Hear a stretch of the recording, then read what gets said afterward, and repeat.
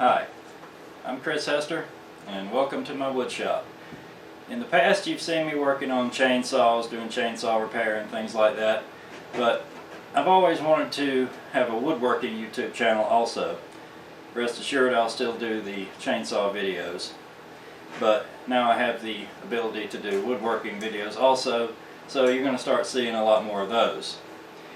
Well, I thought for today's first project, we're going to build a little stand for your smartphone. This is a design that I came up with. I like to call it the phone bench. Some people say it looks like a little church pew. And the reason I designed it this way is because I like to, when I'm taking a break, I like to watch YouTube videos on my phone, and needed a way to hold the phone horizontally at such an angle that it's easy to watch. That you can also stand the phone up vertically. There's a hole in the bottom for charging, or you can charge the phone while it's horizontal also. This is a prototype, but there's one thing we're going to change on this, and I'll show you that a little bit later. Now this one is this prototype's just made out of regular old pine, but I have this oak board here. This is red oak, and I think we can get the whole project out of this one board. So let's get started.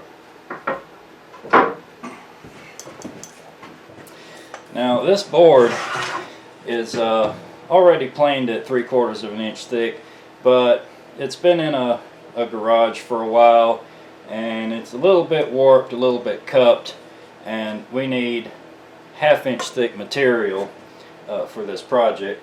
So before I go over to the surface planer, I'm going to run one face of this through the jointer to get one side flat.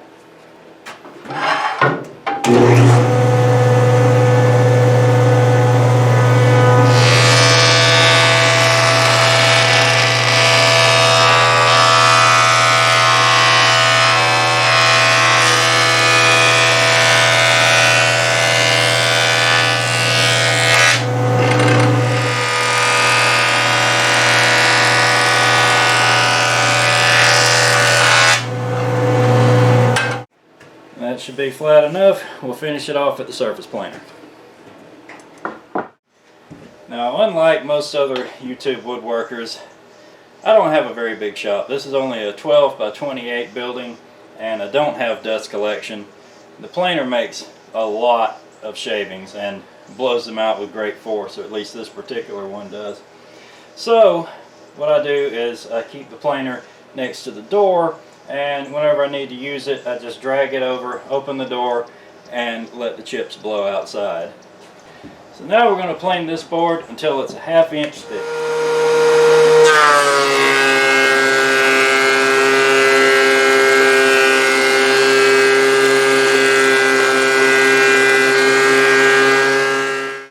Now it's back to the jointer to straighten one edge.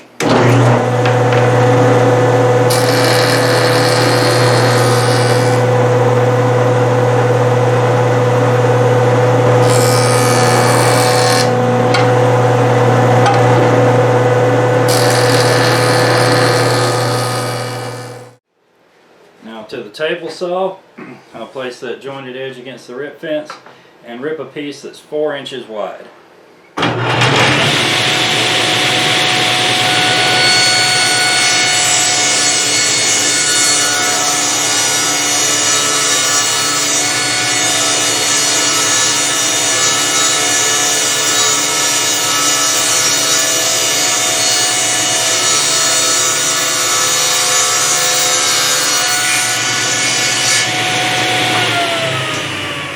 I've just done here is to square one end of this piece of oak.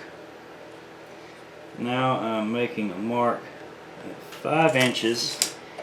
I need 2 pieces 5 inches long, and clamp a stop block, and that will ensure that both pieces I'm cutting 5 inches long will be the same exact length.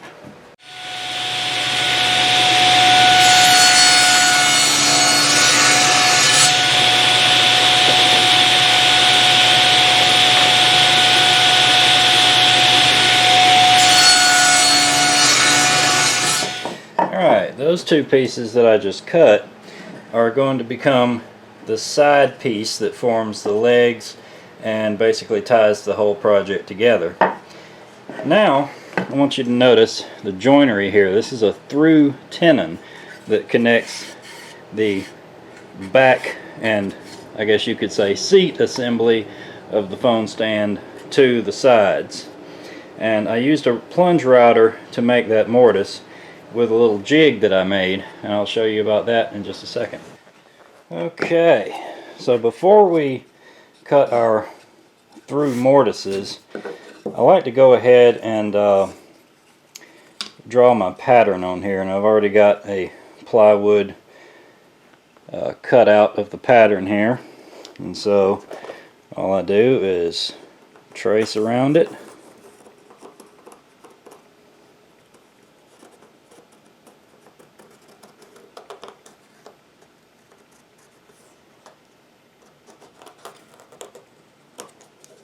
There's one. Now this project actually came about, it was my wife's idea to begin with. She wanted something to prop her phone on, and gave me a little bit of an idea as to how she wanted it to look.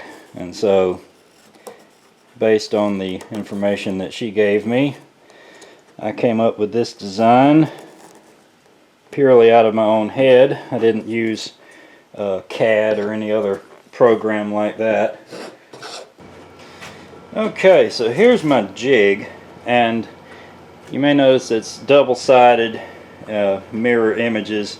That's really only for if I wanted to make one of these without through tenons. I would have to make mirror image sides.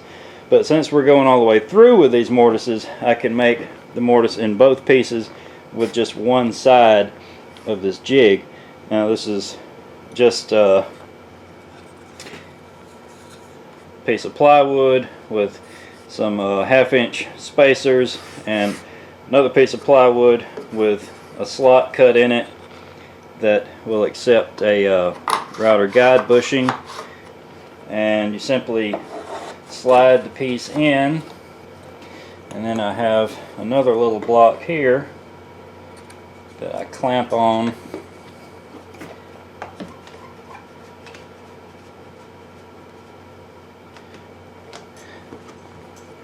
and that's going to hold this piece in the jig while I route out the mortise.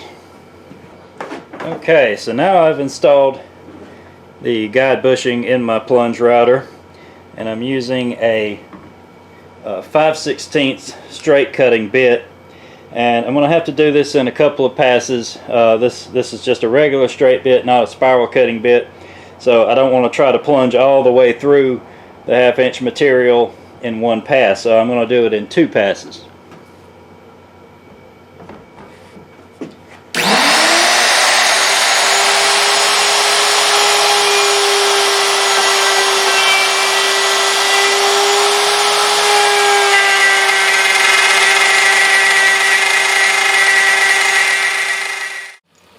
One thing I forgot to mention is that sometimes sawdust will build up in here and prevent your guide bushing from going all the way to the end of your jig here. So in that case, just blow it out and then go back to it and finish cutting.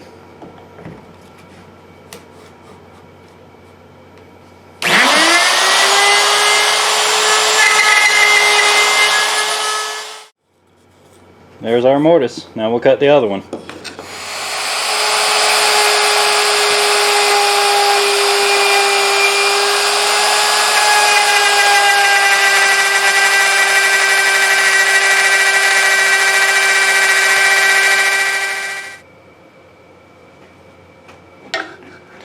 Alright, well, I spent a few minutes just checking over and adjusting my bandsaw, and it's a good thing I did, because when I was doing that I discovered that the lower blade guide assembly that's underneath the table had loosened up a little bit, and I had to remove the whole table and trunnion assembly in order to tighten that up. And that brings me to a good point.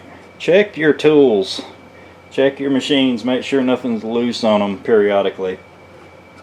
Alright, well, we're just going to cut this out now. I'm just using a 1/4 inch blade, and to be honest, this inside curve right here is about as tight of a turn as you want to make with a 1/4 inch blade. But you could also cut this out with a jigsaw or scroll saw, or even by hand with a coping saw.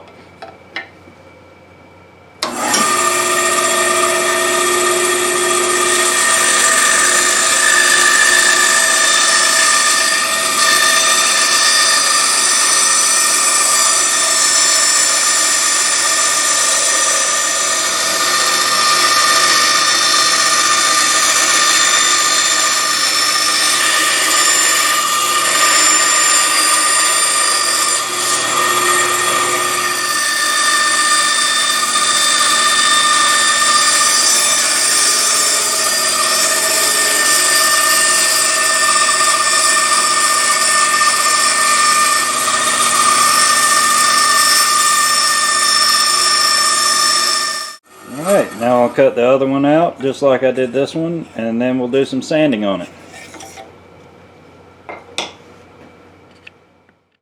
Alright, well, sanding these things smooth with an oscillating spindle sander would be probably the ideal tool, but I don't have an oscillating spindle sander yet, so I'm going to use a combination of my small belt and disc sander and a sanding drum in the drill press.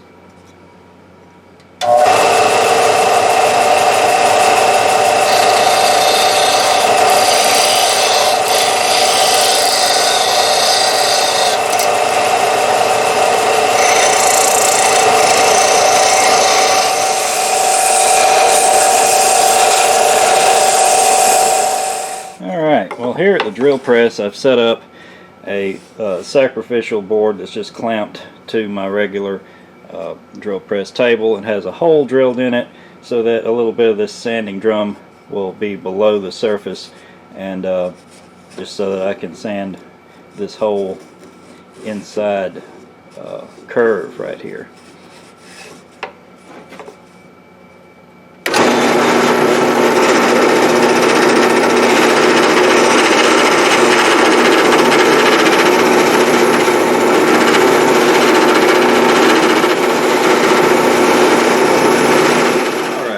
It's now the next day. I had to break off from this project for a little while yesterday, and now I'm just getting back to it. Okay, the next thing I want to do, or actually really the last thing I want to do with the side pieces here, is put a small round over around all the edges, and for that I've got a 1/8 inch diameter round over bit in my router table, and we'll just run it all the way around.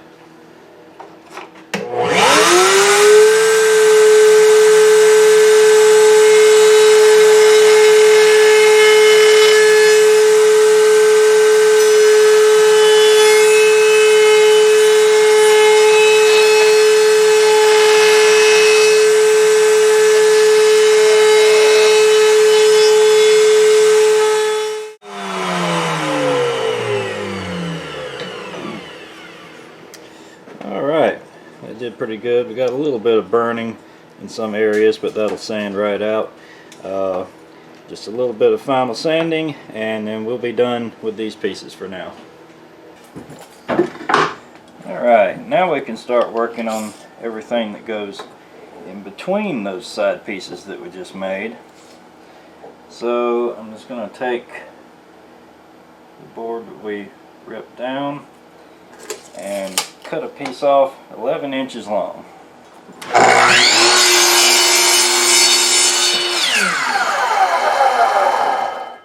And the piece about 9 3/4 long.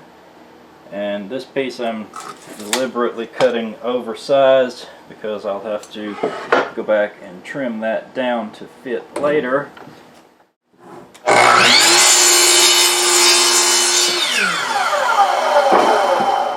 Alright, let me show you what's going on here with the prototype. this 11-inch long piece that I just cut is going to be for what we'll call the backrest of this bench for your phone, and the shorter piece is going to end up being what we'll call the seat. And you notice there's also a little lip in here to kind of keep your phone from sliding out this way. But I'm going to make this a little bit different, and I'll show you why. If you look at how it's made, that backrest and seat just forms kind of an L shape.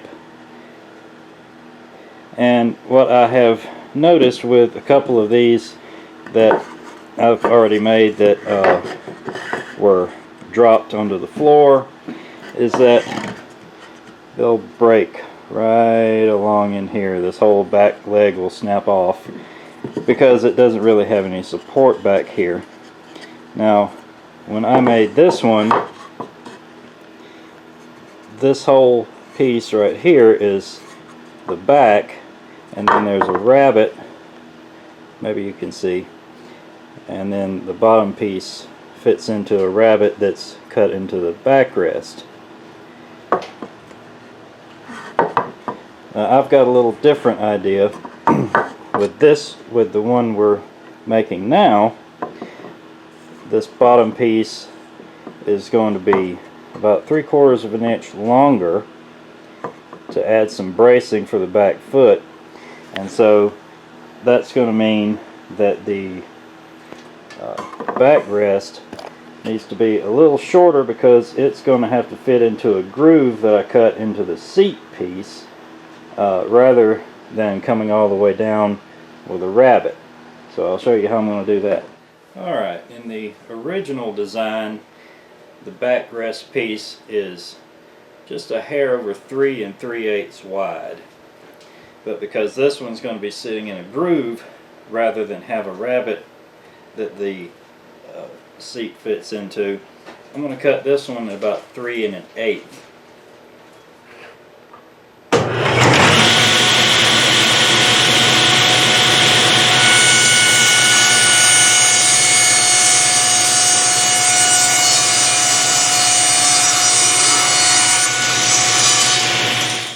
And while I'm still at the table saw, I'll rip our seat piece down to 2 1/2 inches wide.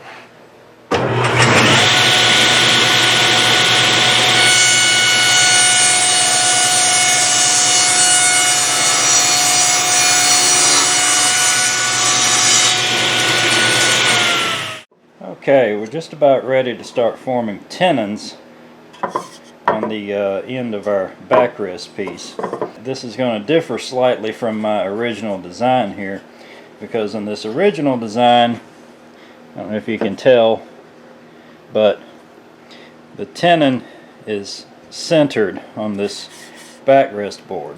But because I've changed up the design a little bit, and our new backrest piece is going to be about 1/4 of an inch narrower than the original, we're going to have to make this tenon offset a little bit, and I'll show you how I'm going to do that. Okay, well, here at the table saw, I'm set up to make my shoulder cuts along the face of each board, and I've pulled my fence back to act as a gauge just to establish the length of the tenon. I would not want the fence to be going all the way and the board to be riding on the fence all the way across the blade. That's just asking for trouble. Most rip fences now don't have this slide back feature. If you just have a regular fence on your saw, you can simply clamp a block of wood to your fence and get your tenon length off of that, and then the rest of the fence will be away from the blade.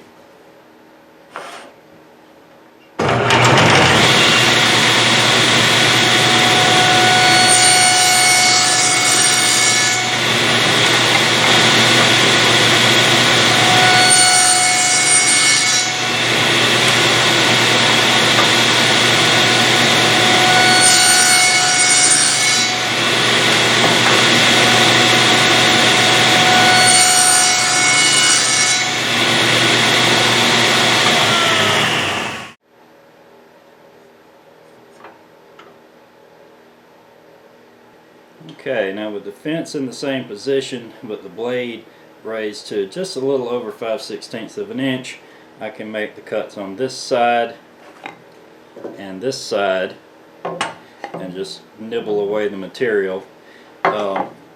If you've ever watched the new Yankee Workshop, you might recognize this as Norm Abrams' tenon making technique, which I prefer. You could also make tenons with a stacked dado, or there's a bunch of different ways to do it.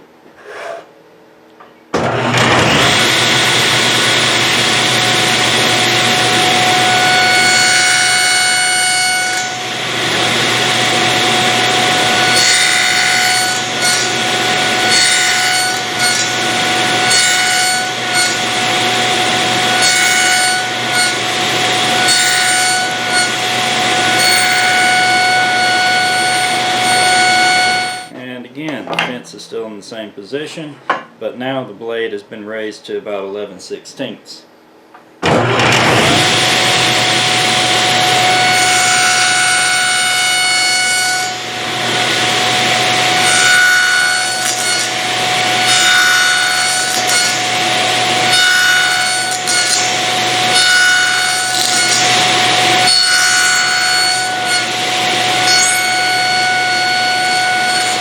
Okay, now for the most critical cuts, then the final cuts on these tenons is the cheek cuts.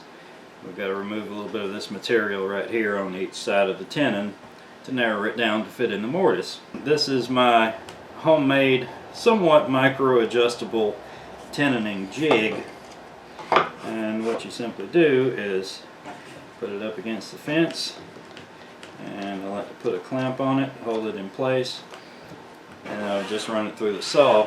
Now I've already spent a few minutes with some scrap material of the same thickness setting up and adjusting for this cut, because this is the most critical cut. This is going to determine how well the tenon fits in the mortise.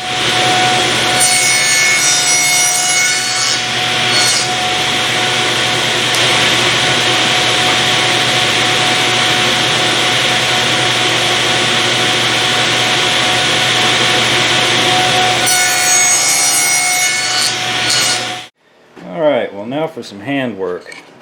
You may notice that straight off the table saw we've made a rectangular tenon with square sides, but the router, when you make mortises with a router, makes mortises that have rounded ends. So we need to round the ends of the tenon here, and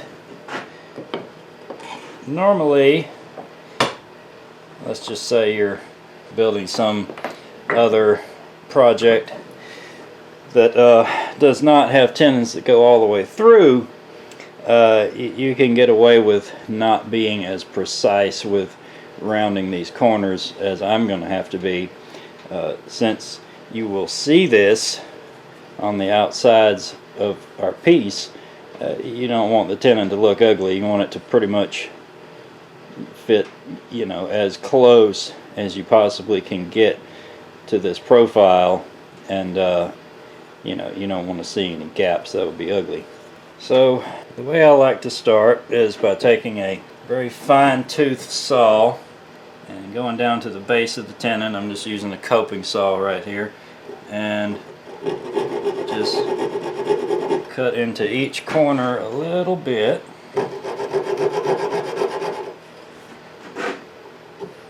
Careful not to mess up your shoulder, the shoulder of the tenon, I mean. It's a little bit better if you're working with hardwood for this project. If you make it out of softwood, it's just a lot easier to remove material, and you might scar up your shoulders of your tenon here.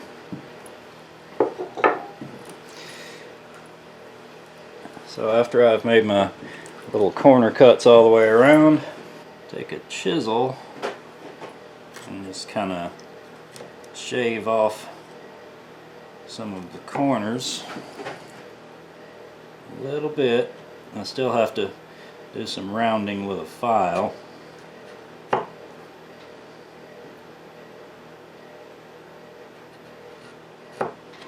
course, you need a good sharp chisel. Watch your fingers.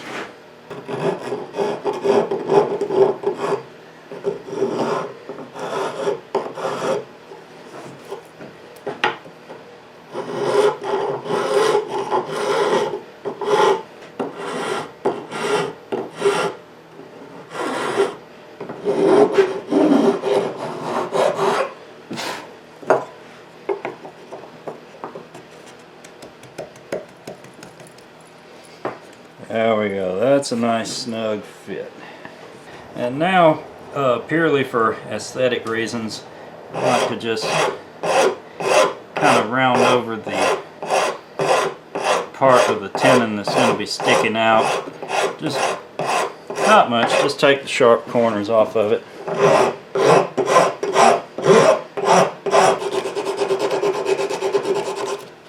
Alright, back to the router table. Now this is the piece that is going to be the bottom of the bench, the seat if you will. And what I've done here is installed a 1/2 inch straight cutting bit. The fence is spaced away 3/4 of an inch from the bit, and I've got the height set at about 1/8 of an inch. I really want my groove to be about 1/4 of an inch deep, but I don't want to try to take off all that material in one pass.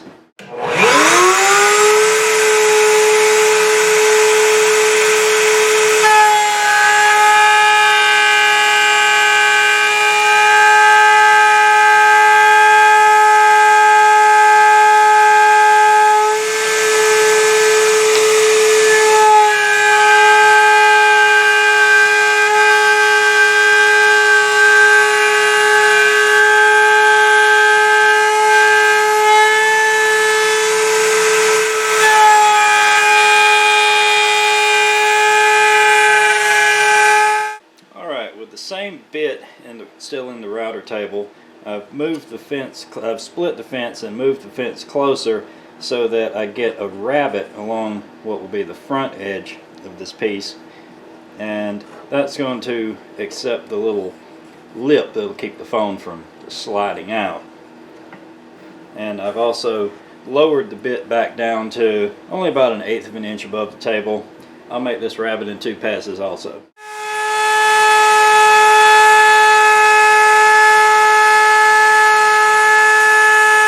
Raise the bit up and make the final pass. Alright, now we're back to using the 1/8 inch roundover bit, and on what's going to be the very back side of the seat, I want to round over these corners and also what will be the top of our backrest.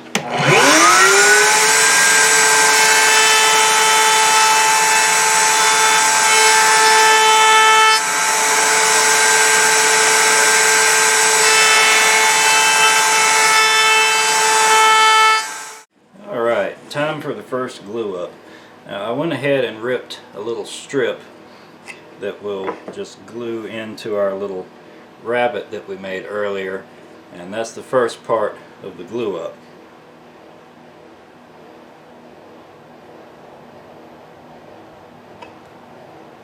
Doesn't have to have much, this isn't really holding much weight.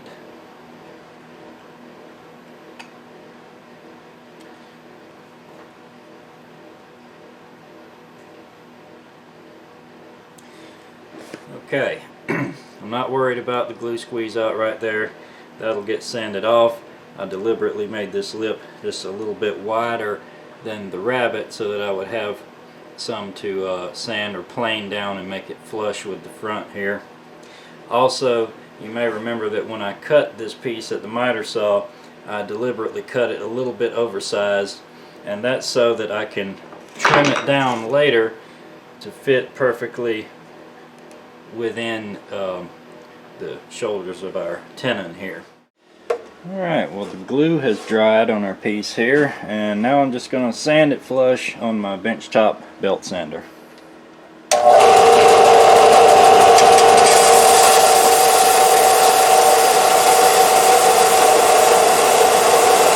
Alright, I've got it all sanded flush, and I just went ahead and took some sandpaper and rounded over the edges of our little lip here by hand.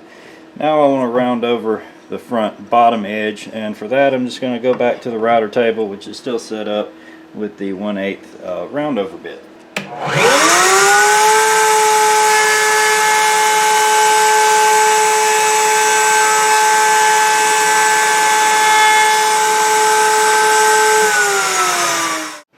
Now I want to work on trimming this piece to length, and again, I've left it deliberately long for a couple of reasons.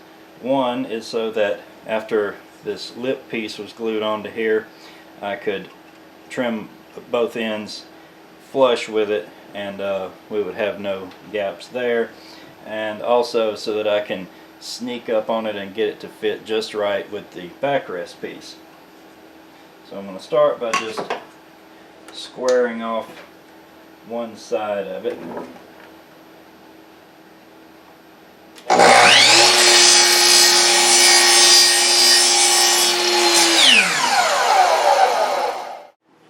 Okay, so our back piece is going to fit in here just like this, and we want the bottom piece to be perfectly flush with the shoulders of the tenon there, and you see on this side it's a little bit long.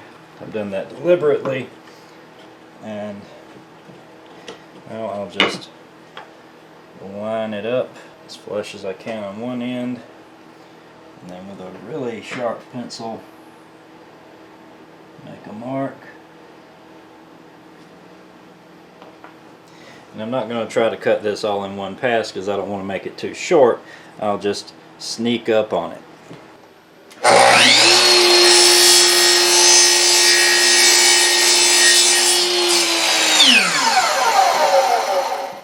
Alright, that cut was really close, but not quite. In fact, it's so close that I don't think I want to risk going back to the saw. So instead, I've set up a miter gauge at my bigger disc sander, and all I'm going to do is turn it on and then just kind of slide into the disc a little bit and just take off little bits at a time until I get the fit just right.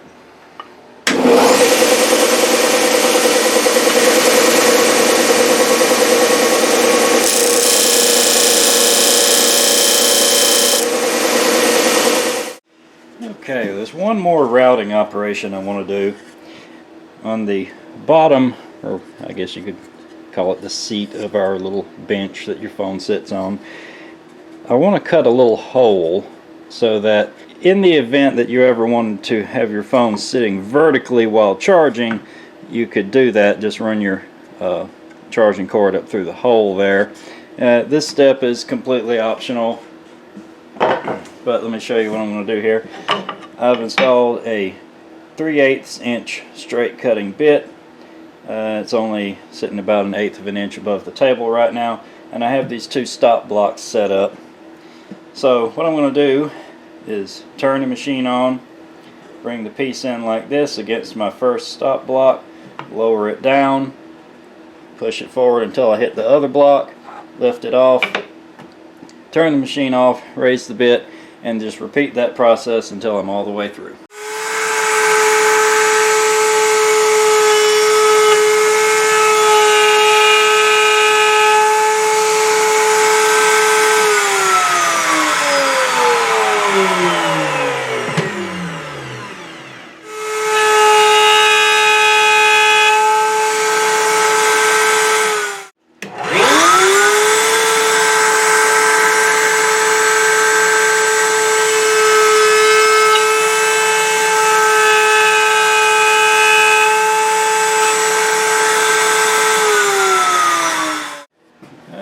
Time for some more assembly.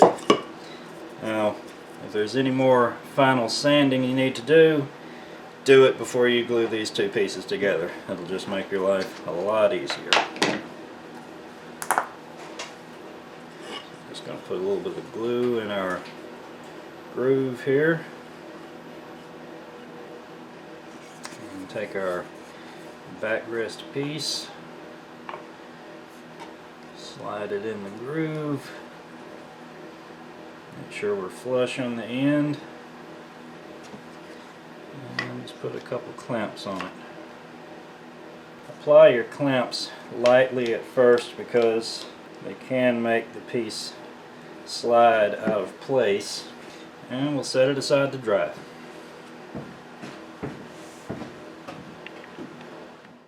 Alright, well, after the glue had time to cure on our little sub-assembly here, I went ahead and did some final sanding, a little bit of fine tuning, and some dry fit with the tenons, and now we're ready for the final part of assembly, and that is to glue the side pieces on.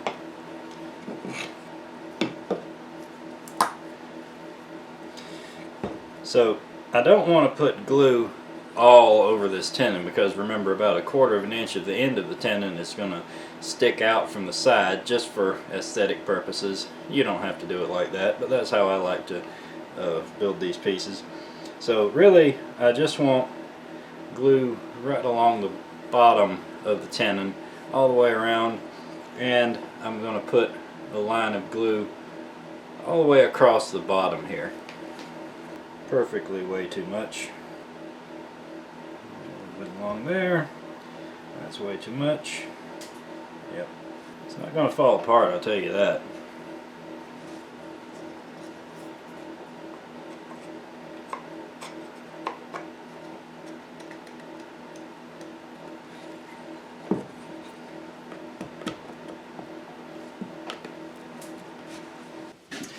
Alright, now to make clamping easier, I've made 2 of these little blocks with a groove down the middle, and that is so that it can fit over the tenons, and I can get a clamp on here this way.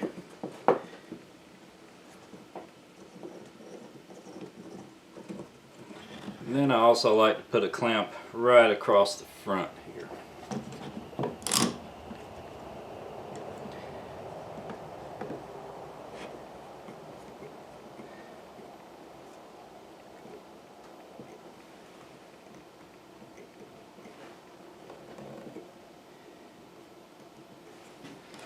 Alright, we'll let that dry.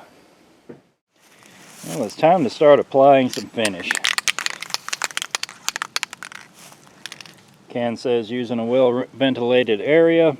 I think outside would be considered well ventilated. And I'm just going to use polyurethane from a spray can. I like to use the spray can poly for small projects like this because it's just so easy and there's really nothing to clean up afterwards.